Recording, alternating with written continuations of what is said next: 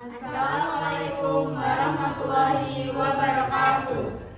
Sebelumnya, perkenalkan kami dari kelompok 3 yang beranggotakan saya Aulia Zian Hanifah dengan NIM K2322013.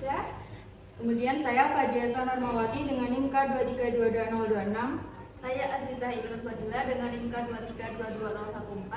Saya Cornelia Amanda dengan NIM K2322017. Saya Anandika Arkan dengan NIM K2322007. Di sini kami akan mempresentasikan mengenai materi koordinat spasial 3 dimensi. Selamat menyaksikan.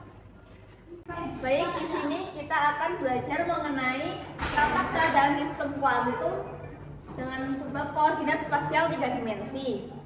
Assembly dalam kotak 3 dimensi memiliki sumbu yaitu X, Y, Z dengan panjang sisi searah. Untuk panjang sisi searah dengan sumbu X yaitu Lx, panjang sisi searah dengan sumbu Y yaitu Ly, dan panjang sisi searah sumbu Z yaitu Lz.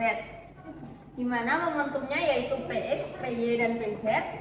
Lalu untuk elemen kecil ruang fasa yang dimiliki sebuah partikel dalam assembly tersebut adalah d gamma sama dengan dx, dy, dz, dpx, dpy, dpz. Selanjutnya diintegralkan untuk volume ruang fasa untuk semua posisi yang mungkin yang memenuhi ketidakpastian Heisenberg, yaitu delta gamma sama dengan integral x sama dengan 0 hingga lx, integral y sama dengan 0 hingga ly, integral z sama dengan 0 hingga lz, dx, dy, dz, dpx, dpy, dan dpz sama dengan yaitu dihasilkan lx, ly, lz, dpx, dpy, dpz. Selanjutnya untuk ukuran minimum ruang fasa 3 dimensi spasial yaitu delta gamma minimum yaitu sama dengan delta x, delta px, delta y, delta py, dan delta z, delta pz, di mana delta x dan delta px, delta y dan delta py yaitu h, dan delta z, delta pz yaitu h, sehingga dihasilkan h pangkat 3. Jumlah keadaan yang terdapat dalam elemen ruang fasa yang sudah ditulis tadi, ruang fasa per ruang fasa minimal, sehingga diperoleh persamaan dn ruang fasa per ruang fasa minimal Lx, Ly, Lz, dpx, dpy, dpz per h pangkat 3. Nah, jumlah keadaan persatuan volume assembly itu caranya ada dua.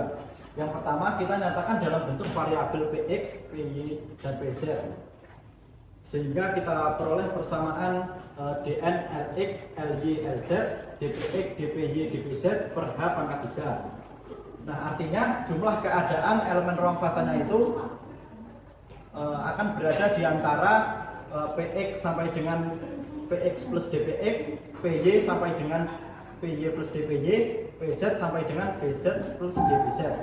Nah, kalau kita gambarkan elemen ruang fasanya itu bentuknya akan menjadi seperti ini. Jadi px, dpx, py, dpy, dan pz, dpz. Nah, ini tadi akan menunjukkan volume dari ini, dari kotak ini, dan isi kotak ini juga akan menyatakan jumlah keadaan dalam elemen momentum yang berada di antara ini tadi. Kemudian untuk cara kedua, kita nyatakan dalam variabel momentum total P dengan relasinya Px kuadrat plus Py kuadrat plus Pz kuadrat sama dengan P kuadrat. Dari relasi ini kita tahu bahwa ruang fasanya nanti akan berbentuk bola. Kenapa? Karena seperti yang kita tahu kalau jari-jari bola atau R kuadrat itu sama dengan X kuadrat plus Py kuadrat plus Pz kuadrat. Sehingga gambarnya itu terlihat seperti ini. Ada bola dengan jari-jarinya P, kemudian tebalnya dp. Nah, dari cara yang pertama tadi, dpx, dpy, dan dpz itu kita nyatakan dalam variabel momentum total P, di mana dpx, dpy, dan dpz itu tadi kan menyatakan volume dari kubus ini ya. Nah, volume kubus ini akan setara dengan volume dari lingkaran yang diarsip ini, sehingga volumenya itu sama dengan luas permukaan bola dikalikan tebal, sehingga luasnya adalah 4pi p kuadrat dp. Seperti yang sudah dijelaskan sebelumnya, maka jumlah keadaan dapat dituliskan sebesar dn sama dengan Lx, Ly, Lz 4pi p kuadrat dp per h pangkat 3. ini merupakan hasil dari volume yang sudah ditemukan sebelumnya. Kemudian kerapatan keadaan persatuan volume dapat dituliskan fungsi GPdP sama dengan dN per Lx Ly Lz.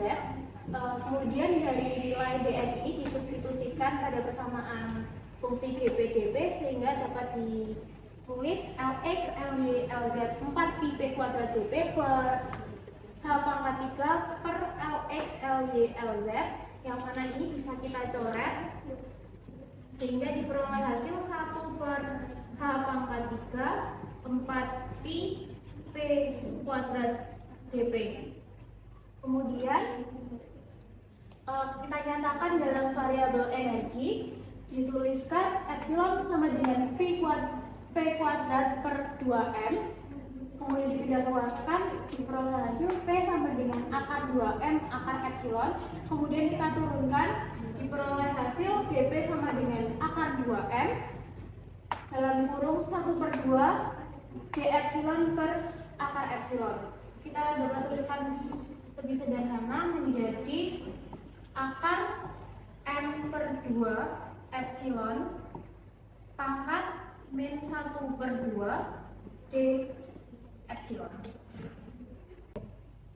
Kemudian persamaan P dan dP yang telah didapatkan tadi disubstitusikan ke persamaan GP dP yang di awal sehingga G epsilon D epsilon 1 per H pangkat 3 4pi tadi dimasukkan nilainya sehingga akar 2M akar epsilon kuadrat akar M per 2 epsilon pangkat min setengah D epsilon sehingga dihasilkan 1 per H pangkat 3 4pi akar 2 M pangkat 3 per 2 epsilon pangkat setengah D epsilon.